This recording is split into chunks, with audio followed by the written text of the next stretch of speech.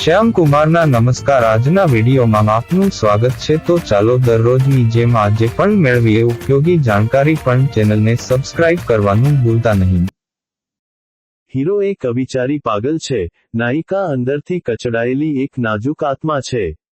સૈયારા પણ એક હૃદયદ્રાવક ક્ષણથી શરૂ થાય છે। પ્રેમગ્રસ્ત ગાથા પાંડેને અસહ્ય ગુસ્સા અને ધૂમ્રપાનની સમસ્યાઓ સાથે ટિકિંગ ટાઈમ બોમ્બ તરીકે જુએ છે। હેલો કબીર સિંહ। આપણે તેનો ચહેરો જોતા પહેલા જ, તેનો એન્ટ્રી શોટ જે રીતે રજૂ કરવામાં આવ્યો છે તેના કારણે આપણે તેનો ચહેરો જોતા પહેલા જ અનુભવી શકીએ છીએ।